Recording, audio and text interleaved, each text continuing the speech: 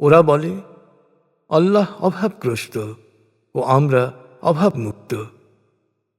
ওদের কথা আমি শুনেছি। ওদের কথা এবং ওরা যে অন্যায়ভাবে নবীদের হত্যা করেছে তাও লিখে রাখব। মহাবিচার দিবসে ওদের বলবো, তোমরা এবার জাহান্নামের দহন যন্ত্রণা ভোগ করো। এ তোমাদের কৃতকর্মের ফল। আল্লাহ তাঁর সৃষ্টির ওপর কখনো অবিচার করেন না।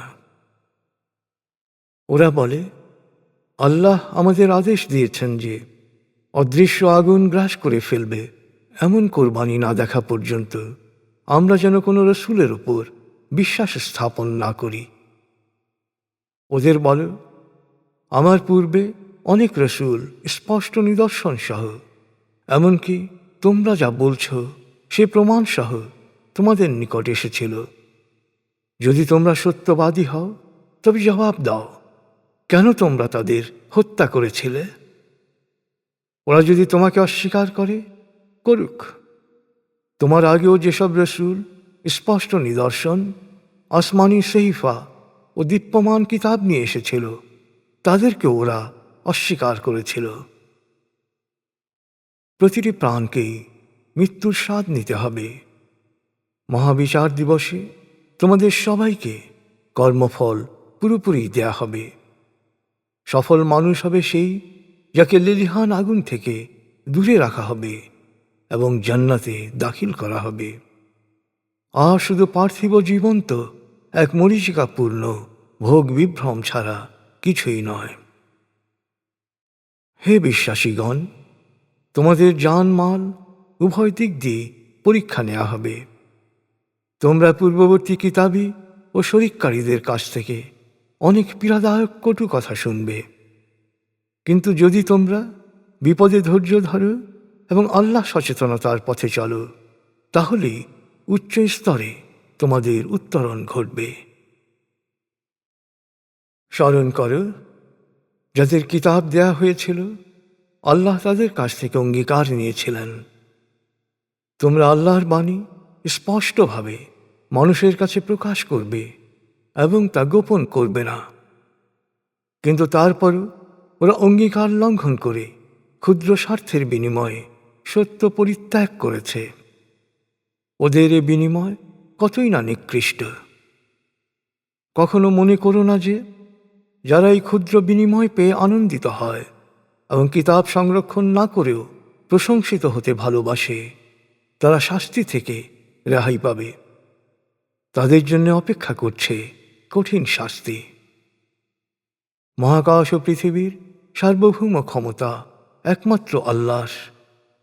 আল্লাহ সর্ববিষয়ে সর্বশক্তিমান। নিশ্চয়ই মহাকাশ ও পৃথিবীর সৃষ্টিতে দিন রাত্রির আবর্তনে জ্ঞানীদের জন্য নিদর্শন রয়েছে। তারা দাঁড়িয়ে, বসে বা শায়িত অবস্থায় আল্লাহকে স্মরণ করে। তারা মহাকাশ ও পৃথিবীর সৃষ্টি রহস্য নিয়ে গভীর ধ্যানে নিমগ্ন হয় এবং বলে, হে আমাদের প্রতিপালক, তুমি এসব অনর্থক সৃষ্টি করনি। তুমি মহাপবিত্র।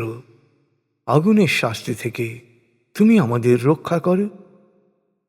হে আমাদের প্রতিপালক, তুমি যাকে অগ্নিকুণ্ডে নিক্ষেপ করবে, নিশ্চয়ই সে দুনিয়ায় পাপাচারের মাধ্যমে নিজেকে হেয় করেছে, আর আখিরাতে এ পাপাচারীদের সাহায্য করার কেউই থাকবে না। হে আমাদের প্রতিপালক, আমরা একজন আহ্বানকারীর আহ্বানে সাড়া দিয়ে তোমার প্রতি ঈমান এনেছি। অতএব তুমি আমাদের সকল গুনাহ মাফ করো, সকল দোষ ত্রুটি মুক্ত করো এবং সৎকর্মশীলদের কাতারে আমাদের শেষ পরিণতি দাও।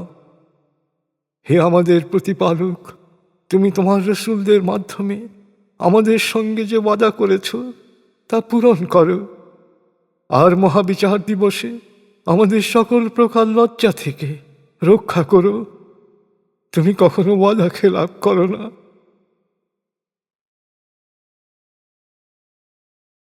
তারপর তাদের প্রতিপালক তাদের ডাকে সাড়া দিয়ে বলবেন, আমি কোনো সৎ কর্মশীল নরনারীর কর্ম বিফল করি না। তোমরা একে অপরের পরিপূরক, তোমাদের সৎকর্মের পুরস্কার সমান।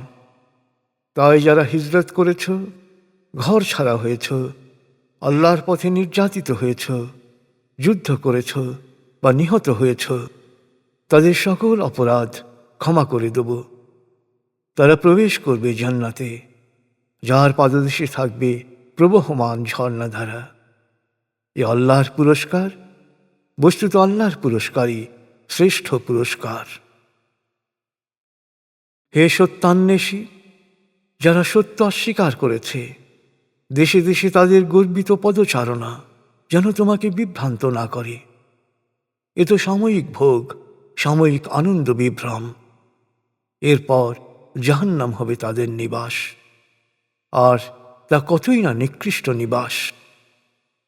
কিন্তু যারা তাদের প্রতিপালকের নির্দেশ সম্পর্কে সচেতন ছিল ও তা মেনে চলেছে, তাদের জন্য রয়েছে জান্নাত।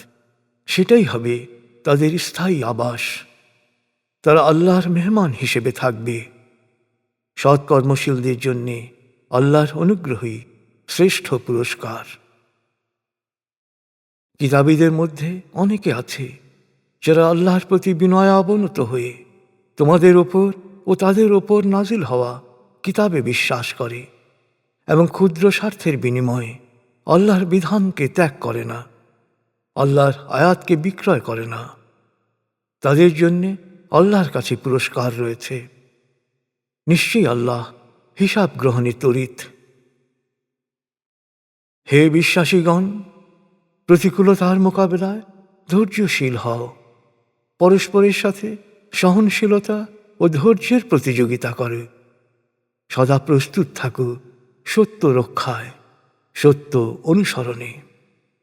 সব সময় আল্লাহ সচেতন থাকো, তাহলেই তোমরা লাভ করবে অনন্ত কল্যাণ।